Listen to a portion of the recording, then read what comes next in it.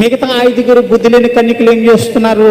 అలాగే కూర్చుని నిద్రపోతే అంటున్నారు, ఏమే నాకు కొంచెం నిద్ర వస్తుంది, నేను పడుకుంటాను, పెళ్లి కొడుకు వచ్చేకి లేపే అంటుందట.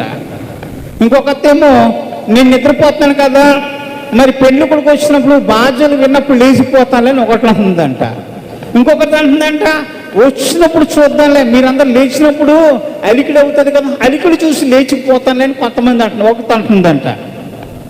ఎవరి కారు తమ తమ సొంత తీర్మానాలు చేసుకుంటున్నారు. ఈ 5 కన్యకులు అనుకుంటున్నారట, ఎవరి కోసం ఎదురు చూడాలి? వీరు దేవుని కోసం ఎదురు చూస్తున్నారు. దేవుడేమన్నా, నేను వస్తాను, ఏ సమయంలో వస్తానో ఎవ్వరికి తెలియదు, నేను వచ్చినప్పుడు మరి మీ అందరినీ తీసుకుపోవాలంటే మీరు మెలకువగా ఉండి ప్రార్థించండి అన్నాడు. ప్రభువుకు స్తోత్రములు. ఏం చేయాలి? మనము ప్రభువుకి ప్రార్థన చేసి మెలకువగా ఉండటము నేర్చుకోవాలి. మెలకువగా ఉండాలంటే ఏం చేయాలి? ఆయన చెప్పిన మాటలు మనకు జ్ఞాపకం ఉండాలి. అవును కదా? ఆయన చెప్పిన మాటలు మనకు జ్ఞాపకం ఉండాలి. ఆయన ఉపదేశమును, ఆయన చెప్పిన ఆ మాటను మనం బాసికము వలె కట్టుకుని పెండ్లి కుమారుడు కోసం ఎదురు చూడాలి. ఎందుకంటే అది మనకి జీవము.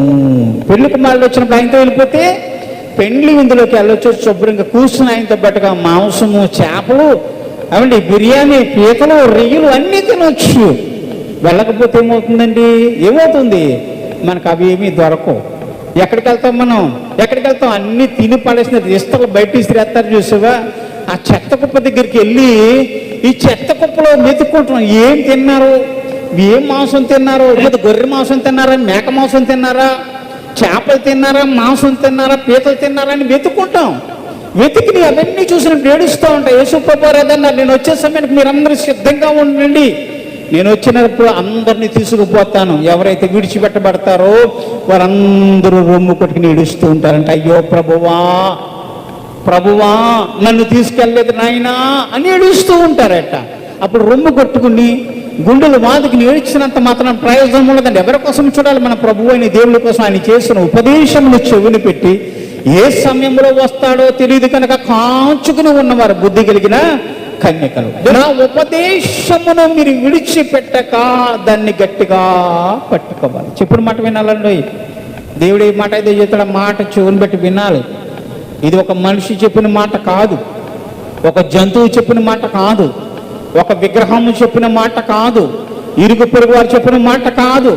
సాక్షాత్తు దేవుడే చెప్తాడు, నా మాటను గట్టిగా పట్టుకునుండు, విను, నా మాట విను. వినలేదా చెడిపోతావు. నేను చెప్పిన మాట వినలేదా నాశనం